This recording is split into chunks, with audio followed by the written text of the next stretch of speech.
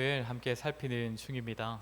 지난주에는 한 주간 다른 설교를 했었는데 매주마다 본문을 이제 조금씩 나누어서 이렇게 설교를 하고는 있지만 에베소서 전체의 내용이 어떻게 되고 있는지, 문맥이 어떠한 중에 그 매주마다 다루는 본문이 나오고 있는지를 좀 이해하고 알 필요가 있습니다. 우리는 2장에 들어오면서 가장 먼저 살폈던 것이 무엇입니까? 우리의 과거, 우리의 옛 사람의 상태였습니다. 우리는 본질상 진노의 자녀였기 때문에 죽어 있었던 자들인데, 그렇기 때문에 우리는 이 세대를 본받아 살았었고, 또 우리 육신의 소욕을 따라 살았고, 또 악한 영을 따라 살았던 존재였습니다. 그런 우리를 하나님께서 긍휼히 여기시고 사랑하여 주셔서 그리스도와 함께 살리시고, 그리스도와 함께 일으키시고, 또 그리스도와 함께 하늘의 높은 자리에 앉혀 주셨습니다. 그런데 그렇게 하신 이유가 무엇이었냐 하면, 하나님의 그 은혜의 풍성함을 우리로 하여금 여러 세대, 그러니까 모든 세대, 온 세대에게 나타내도록 하시기 위함이다 라고 했습니다. 이것이 지난번까지의 설교 내용이었습니다.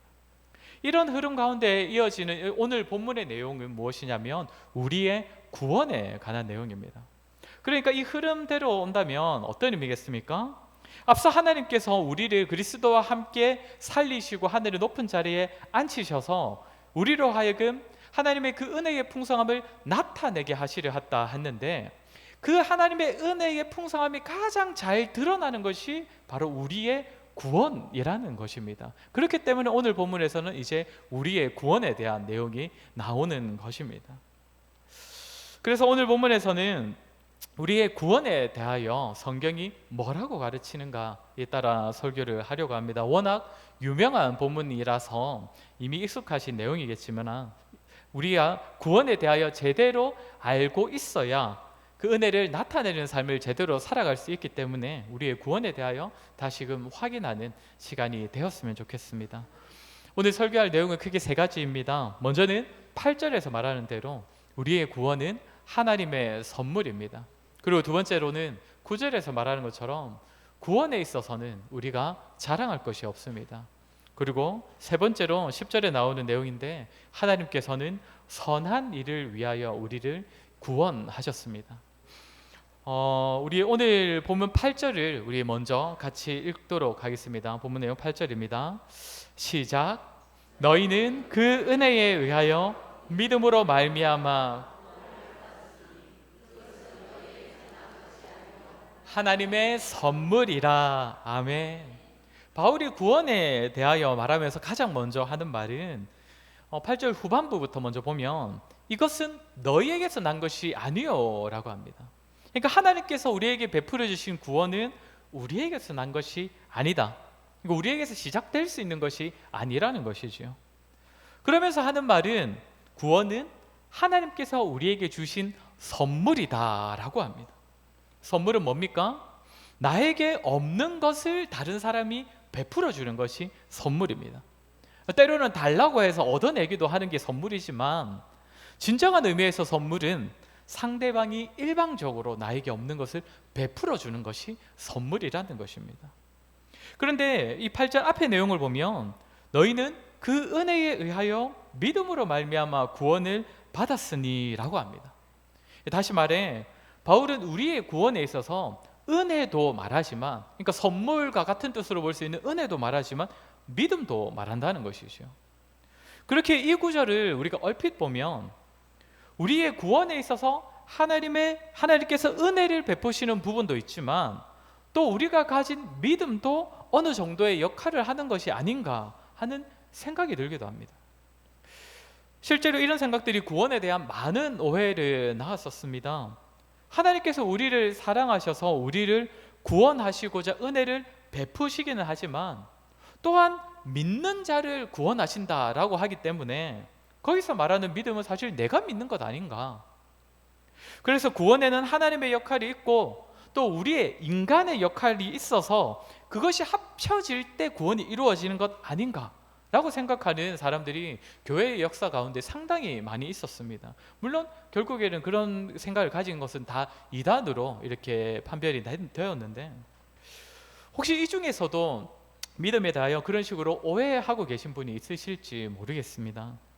구원에 있어서 믿음은 정말로 중요하지만, 그렇다고 해서 믿음이 구원의 조건이 되는 것은 아닙니다. 하나님께서 믿는 자를 구원하시지만 그 믿음이 우리가 쌓은 공로가 되고 우리가 인정받을 자격이 되어서, 다시 말해 내가 잘 믿어서 구원을 받는 그런 식이 아니라는 것입니다. 만약 그렇다면 성경은 우리의 구원에 대하여서 절대 선물이라는 표현을 사용하지 않았을 것입니다. 다만 믿음은 하나님께서 구원하시고자 하는 자에게 반드시 주시는 어떤 것입니다. 지난주에도 성도는 보배로운 믿음을 받은 자라고 말씀을 드렸었는데, 하나님께서 성도에게 믿음을 먼저 주시고 그 믿음으로 말미암아 또한 좋은 것들을 많이 베풀어 주신다라고 했는데, 우리의 믿음도 하나님께서 구원하실 자에게 구원받을 통로로서 베풀어 주시는 것이지 우리 안에서 나오는 것, 우리의 역할, 우리의 공로와 같은 것이 아니라는 것입니다.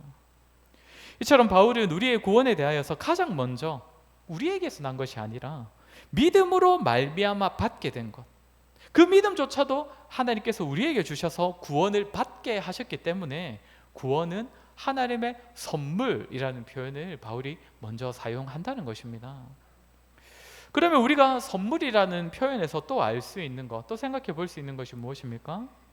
앞서 말한 것처럼 구원은 선물이기에 우리의 것이 아니었던 것이 주어졌다는 것이고, 또 하나는 또한 구원은 선물이기 때문에 그것을 주는 자의 권한에 따라 주어졌다는 사실입니다.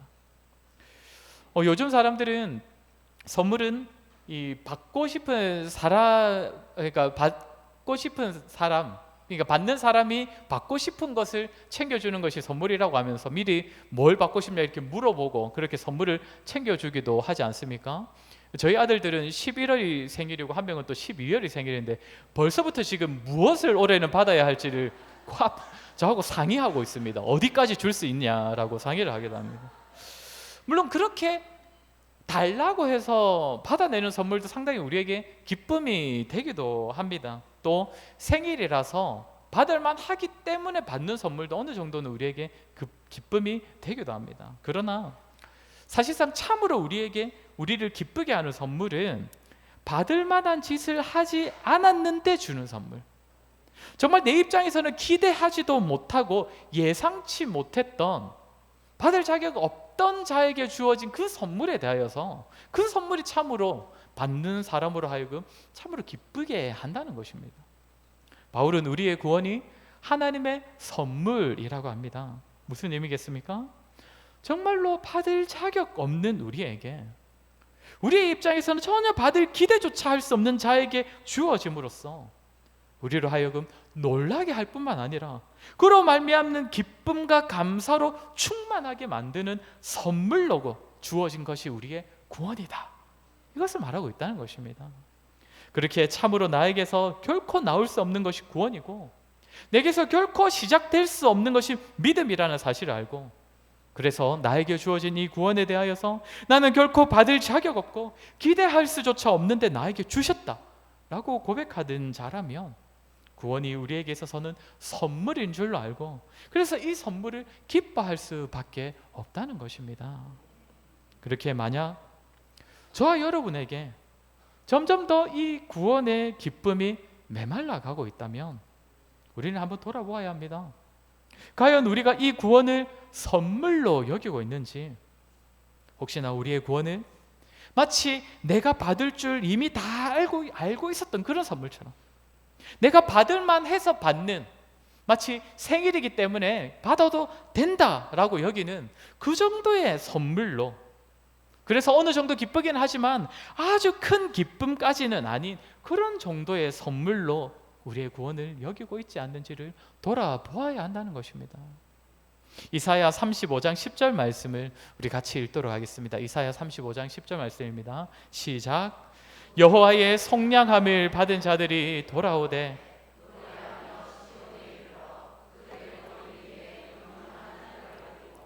기쁨과 즐거움을 얻으리니 슬픔과 탄식이 사라지리로다. 아멘. 뭐라고 합니까? 주님의 속량을 받은 자, 다시 말해 죄사함을 받은 자, 또 다시 말해 구원받은 자의 삶에는 기쁨과 즐거움이 가득하다는 것입니다.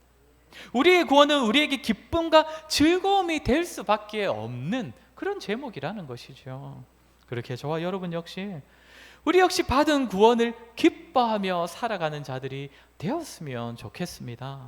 참으로 받을 자격 없고 우리에게선 결코 나올 수 없는 구원을 하나님께서 일방적인 선물로 허락하셨다는 사실을 기억하면서 그로 인하여 구원의 기쁨과 즐거움이 가득한 삶을 살아가시는 그러한 저와 여러분 되기를 주의 이름으로 간절히 소원합니다. 다음으로 살필 것은 9절의 내용입니다. 우리 9절 말씀 같이 읽도록 하겠습니다. 시작. 행위에서 난 것이 아니니 이는 누구든지 자랑하지 못하게 함이라. 아멘. 사실 앞의 내용과 비슷한 내용입니다. 앞에는 너희에게서 난 것이 아니라 하나님의 선물이라고 했고, 이번에는 행위에서 난 것이 아니기 때문에 무엇을 하면 안 된다고 합니까? 누구든지 자랑하지 못하게 함이라. 자랑하면 안 된다는 것입니다. 여기서 말하는 행위는 당연히 우리의 행위입니다.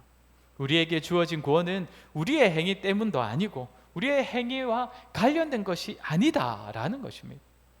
그렇기 때문에 우리와 관련된 그 어떤 것도 구원은 전혀 관계된 것이 없기 때문에 우리에게는 자랑할 것이 없다라는 것이죠. 그러면 만약 누군가가 자랑을 한다면 그것은 어떤 의미입니까?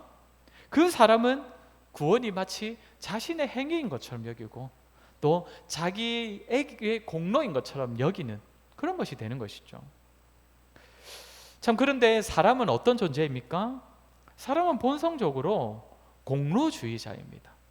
그러니까 어떤 결과에 대해서 공로를 따지기를 참 좋아하는 게 사람이라는 것입니다. 자기가 잘한 일에 대하여서는 자신의 공로를 따져서 자랑하기를 좋아하고 누군가의 인정받기를 좋아하고 때로는 다른 사람의 세운 그 결과물에 대하여서도 그 사람의 공로를 따져서 어떻게 하면 저렇게 나도 될 수 있을까? 그러니까 공로를 따지는 것을 너무나 좋아한다는 것이죠. 얼마 전에 올림픽 기간이었는데 올림픽에서 누가 메달을 따면 어떻게 합니까? 저 사람이 어떤 수고를 했기에 저런 결과를 낳을 수 있었을까? 요즘에는 그 사람만이 아니죠. 코칭 스태프의 그 공로도 따지고 요즘에는 협회가 어떻게 후원을 했는지까지 다 그렇게 따지곤 합니다. 물론 올림픽 메달이야 그것을 따기 위해 수고한 사람들이 인정받고 축하를 받는 것이 당연합니다. 그 사람이 수고를 했고 그만큼 열심히 노력을 했으니까요. 그러나 구원은 어떠합니까? 사람에게서 나온 것이 아닙니다. 사람의 행위에 달린 것이 아닙니다. 사람의 수고가 낳은 결과가 아니라는 것입니다. 그렇게 우리의 구원은 올림픽 메달과는 비교할 수 없는 더욱 값지고 좋고 영광스러운 것이지만 그것이 나의 공로, 나의 행위, 나의 노력, 나의 조건 때문에 주어진 것이 아니기 때문에 구원에 있어서는 자랑을 하거나 사람의 공로를 따져서는 안 된다는 것이죠. 우리 로마서 3장 27절 말씀을 같이 읽도록 하겠습니다. 로마서 3장 27절입니다. 시작. 그런즉 자랑할 때가 어디냐? 있을 수가 없느니라. 무슨 법으로냐? 행위로냐? 아니라 오직 믿음의 법으로니라. 아멘. 바울이 로마서에서는 뭐라고 합니까? 구원은 오직 믿음의 법으로 주어졌기 때문에 무슨 자랑할 것이 하나도 없다라는 것입니다. 고린도전서에서 바울이 하는 말도 우리 읽어보겠습니다. 1장 28절 29절입니다. 시작. 하나님께서 세상에 천한 것들과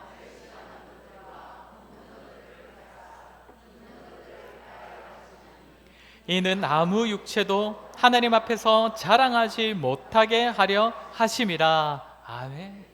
여기에 하나님의 구원의 신비가 나옵니다. 사람의 눈으로 볼 때에는 참 구원받을 만한 자가 아닌데 하나님께서 그를 구원하시고, 사람의 눈으로 볼 때에는 구원받을 만한 자인데 그 사람은 또 구원하지 않으신다는 것입니다. 그런데 그렇게 하시는 이유가 무엇입니까? 누구도 자랑하지 못하게 하려 하심이라. 이처럼 성경은 곳곳에서 사람이 자랑할 것이 아니다, 이 사실을 계속 반복적으로 가르쳐 준다는 것입니다. 사랑하는 성도 여러분, 그러면 성도는 어떤 존재가 되어야 하는 것입니까? 구원 앞에선 한없이 겸손한 자, 자신을 자랑하지 않는 그런 겸손한 존재가 되는 것이 마땅할 것입니다. 그런데 여기서 하나 더 생각할 것은, 구원의 진리가 우리에게 밝히 드러났을 때에 당연히 자랑하지 않고 겸손해야 하는데, 과연 성경이 말하는 겸손이 어떤 것이냐 하는 겁니다. 우리 전통적으로 유교에서도 겸손을 참 귀하게 여기지 않습니까? 그래서 우리나라 사람들은 기본적으로 겸손을 미덕이라고 여기고 또 좋은 것이라고 여기는데, 근데 거기서 말하는 겸손은 무엇입니까? 일단 말을 좀 적게 하고, 그리고 막 자기가 이미 가지고 있고 자기가 갖췄는데 억지로 일부러 드러내지는 않고, 그러면서 은근히 다른 사람이 알아서 알아주기를 바라고, 그리고 또 다른 사람이 잘한 것에 대해서는 또 막 찬사를 아끼지 않는 그런 모습을 우리 겸손이라고 그렇게 말을 합니다. 그런데 성경이 말하는 겸손은 그것보다 좀 더 수준 높은 겸손입니다. 구원에 있어서 자랑할 것이 없다는 사실이 가르치는 겸손은 단지 우리의 입을 다물게 하는 그런 겸손이 아니라는 사실입니다. 우리 갈라디아서 6장 14절을 같이 읽도록 하겠습니다. 갈라디아서 6장 14절입니다. 시작.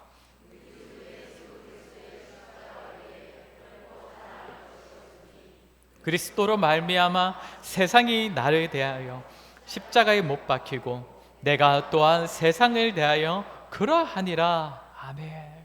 바울이 뭐라고 합니까? 자랑할 것이 아예 없다고 합니까? 있다고 하지요.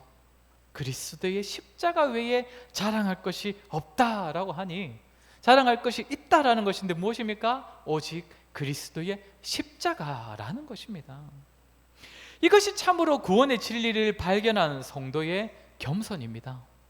자랑할 것이 없다면서 아예 입을 다물어 버리는 것이 아니라 자신의 참 자랑거리가 무엇인지를 알고 그것을 자랑하는 것, 오직 우리를 구원한 그리스도의 십자가를 자랑하는 것이 구원 앞에서 겸손한 성도의 모습이라는 것입니다.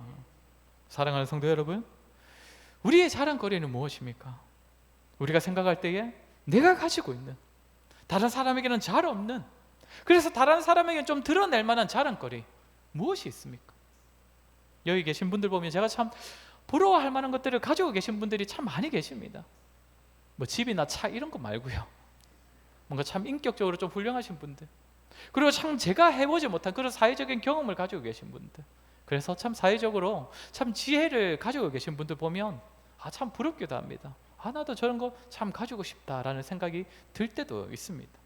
그러나 우리의 구원 앞에서 그리스도의 십자가를 생각하면 그런 것 하나도 부럽지 않은데, 구원에 있어서는 그런 것이 자랑거리가 될 수 없기 때문입니다. 빌립보서 3장을 보면 바울도 자신에겐 육체적으로도 자랑할 만한 것이 얼마든지 있다라고 말을 합니다. 유대인 중에 유대인이고 나는 난지 8일 만에 할례를 받았고 율법으로는 바리새인이고 흠잡을 것이 없을 정도로 율법에는 충실했던 자다. 그런데 바울은 그러한 육체적인 자랑을 어떻게 여긴다고 합니까? 배설물로 여긴다고 하죠. 왜냐하면 자신의 의는 그런 육체적인 것이 아니라 오직 하나님께로부터 났음을 고백하기 때문입니다. 사랑하는 성도 여러분, 저와 여러분의 고백 역시 이러했으면 좋겠습니다. 구원에 있어서 자신을 자랑하지 않는 자, 사람의 눈으로 볼 때 나에게 얼마든지 내세울 만한 것이 많이 있다 하더라도 우리는 구원을 고백하는 자이기 때문에, 그것을 선물로 받았음을 믿는 자이기 때문에 육체의 자랑거리는 나 또한 배설물로 여길 줄 아노라. 더 나아가 단지 입을 닫고 있는 것이 아니라 이제는 입을 더 크게 여는 그런 겸손, 오직 그리스도의 십자가를 자랑거리로 여기면서 그 그리스도의 십자가를 증거하는 저와 여러분이 되었으면 좋겠습니다. 육신의 공로는 철저히 감추고 또한 자신을 철저히 낮추고, 그래하여 우리를 구원하신 예수 그리스도를 더욱 밝히 드러내고 높이는 그런 자랑이 저와 여러분의 입술과 저와 여러분의 삶에 끊이지 않기를 주의 이름으로 간절히 소원합니다. 우리 마지막으로 10절을 통해 확인할 수 있는 구원의 목적입니다. 우리 10절 말씀도 같이 읽도록 하겠습니다. 시작.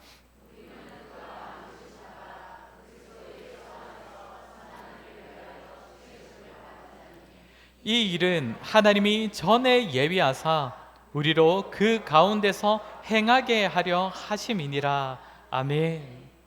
바울은 여기서 뭐라고 합니까? 우리는 그가 만드신 바라라고 합니다. 이 말은 우리는 그의 작품이다 라는 뜻입니다. 작품은 뭡니까? 제작자가 만든 것이 작품이지요. 근데 우리는 누가 만들었습니까? 하나님께서 만드신 작품이다 라는 겁니다. 뒤에 지으심을 받은 자니라는 말이 나오는데 이 말도 창조하다라는 뜻입니다. 하나님께서 우리는, 그러니까 하나님께서 창조하신 작품이다. 그런데 여기서 말하는 창조 그리고 작품이라는 단어는 창세기 1장의 그 창조를 의미하지 않습니다. 지금 바울이 무엇을 말하고 있습니까? 우리의 구원에 대하여서 말하고 있습니다. 그렇기 때문에 여기서 말하는 창조는 재창조를 의미하는 것입니다. 하나님께서 우리를 구원하신 그 창조, 우리를 새롭게 지으신, 우리를 새 사람으로 구원하신 그 창조를 말한다는 것입니다. 그런데 작품이라고 할 때 작품이 가지는 뜻이, 그러니까 작품이 가지는 의미가 무엇입니까? 특징이 무엇입니까? 제작한 존재를 나타낸다는 것입니다. 우리는 어떤 작품을 보면 그 작품을 만든 사람이 어떠한 사람인지 완전하게 다 알지는 못하더라도 그 사람이 어떤 존재인지 어떤 생각을 하는지 우리는 어느 정도는 알 수 있습니다. 그런데 여기서 우리가 하나님의 작품이라고 한다면 우리는 무엇을 드러내는 존재라는 겁니까? 우리를 만드신 하나님을 나타내고 드러내는 존재로 하나님께서 우리를 지으셨다는 것이죠. 그런데 10절에서 우리는 하나님의 작품으로서 무엇을 통해 하나님을 드러내야 한다라고 말하고 있습니까? 선한 일을 위하여 지으심을 받은 자니라고 합니다. 선한 일입니다. 선한 일. 선한 일을 하게 하시려고, 선한 일을 통해 하나님을 드러내는 작품이 되게 하시려고 하나님께서 우리를 지으셨다, 우리를 구원하셨다라는 겁니다. 더 나아가서 하나님의 이런 계획은 언제부터 시작되었습니까? 이 일은 하나님이 전에 예비하사 그 가운데 행하게 하려 하심이니라. 그러니까 우리를 지으시기 전부터 예비하신 계획이 우리로 하여금 선한 일을 하게 하신다는 그 계획이었다는 것이죠. 그러니까 우리를 지으셨다는 것은 우리의 구원을 의미한다라고 했는데, 그럼 우리의 구원은 언제부터 준비되었습니까? 우리가 이미 1장에서 배웠지요. 창세전에 우리의 구원은 예비되었습니다. 다시 말해 하나님께서 구원하신 그 백성들을 통해 선한 일이 이 땅에 이루어지도록 하시는 그것 역시 하나님께서 창세전부터 미리 예비하시고 준비하신 계획 안에 들어있었다는 것이지요. 그리하여 때가 되었을 때에 하나님의 선한 일을 할 성도들을 불러 모으시고 그렇게 구원하셔서 새 사람으로 창조하셔서 그 자리에서 선한 일을 하게 하신다는 것입니다. 사랑하는 성도 여러분, 이처럼 하나님께서는 구원에 대한 분명한 목적을 가지고 계십니다. 그것은 성도들을 통해 선한 일들이 많이 일어나는 것인데, 하나님의 그 목적은 아주 오래전에 사람으로서는 헤아릴 수 없을 정도로 그 오래전부터 계획하시고 준비되어졌던 것입니다. 그렇게 구원하신 성도들을 통해 선한 일들이 이루어지는 것에 하나님께서 얼마나 많은 마음을 쏟고 계신지를, 많은 관심을 가지고 계신지를 우리는 생각해 볼 수가 있습니다. 따라서 성도라면, 구원받은 성도라면 그의 마음에는 선한 일에 대한 욕망이 생겨날 수밖에 없을 것입니다. 성도가 구원받았다는 증거가 그의 안에 있는 선행에 대한 열망이라고도 말할 수 있을 것입니다. 그러면 과연 하나님께서 기뻐하시는 선한 일은 무엇입니까?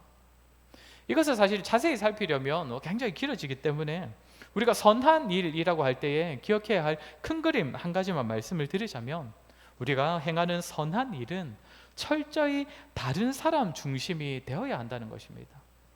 성경이 말하는 이웃 사랑은 어떤 것입니까? 이웃을 나 자신처럼 사랑하는 것이 성경이 말하는 이웃 사랑입니다. 선한 일도 마찬가지입니다. 선을 베풀 때에 철저히 다른 사람을 위한 선이 베풀어져야 한다는 것입니다. 세상도 선행에 대하여 기하다라고 말을 하지만 그 선행에는, 세상이 말하는 선행에는 불순물이 섞여 있습니다. 무엇입니까? 선행에 있어서도 자기 중심적이고 결국에는 자신이 더욱 드러나고 유익을 보게 되는 경우가 너무 많다는 것이지요. 선한 일을 함으로써 결국 자신에게 더 좋은 일이 생기게 만드는 것이 세상의 선행입니다. 그러나 하나님께서 우리를 구원하시면서 우리에게 요구하시는 선한 일은 결코 그렇지 않습니다. 우리 자신이 철저히 숨겨지는 선행입니다. 앞에서 살핀 내용이 무엇입니까? 우리의 구원은 우리에게서 난 것이 아니기 때문에 우리에게는 자랑할 것이 없다. 선한 일도 동일합니다. 자랑할 것이 없어야 합니다. 구원받은 자에게 주시는 감사와 기쁨과 즐거움으로부터 자연스럽게 시작되는 것이 선행이기 때문에 이 선행이 나를 나타내고 나를 자랑하는 그런 선행이 아니라 나의 섬김을 받는 그 사람을 위한 그 선행이 되어야 한다는 것입니다. 그렇게 저와 여러분 참된 선행, 철저히 다른 사람을 위하는 선한 일을 하심으로써 우리를 지으신 하나님을 이 땅 가운데 오롯이 드러내는 작품으로서 살아가시는 저와 여러분 되기를 주의 이름으로 간절히 소원합니다. 말씀을 마무리하겠습니다. 저와 여러분 오늘 들은 말씀처럼 구원을 하나님의 선물로 여겨 구원의 기쁨과 감사로 살아가시고 또 우리를 구원하신 예수 그리스도의 십자가를 자랑하는 자들 되시기를 바라고 선한 일을 많이 하심으로써 하나님의 구원 목적대로 살아가시는 저와 여러분 되시기를 주의 이름으로 간절히 소원합니다. 우리 시간 말씀을 두고 같이 한번 기도하도록 하겠습니다. 하나님, 우리 삶에 하나님의 구원을 향한 기쁨이 넘치게 하여 주시옵소서.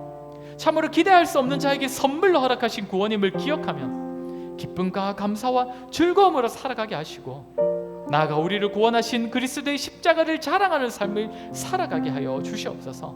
또한 선한 일을 위하여 우리를 구원하셨사오니 부름받은 모든 자리에서 선을 행함으로써 하나님의 은혜를 이 땅 가운데 드러내는 저희들이 될 수 있도록 믿음 더하여 주시옵소서. 우리 이 시간에 들은 말씀을 기억하며 같이 기도하도록 하겠습니다. 기도하겠습니다.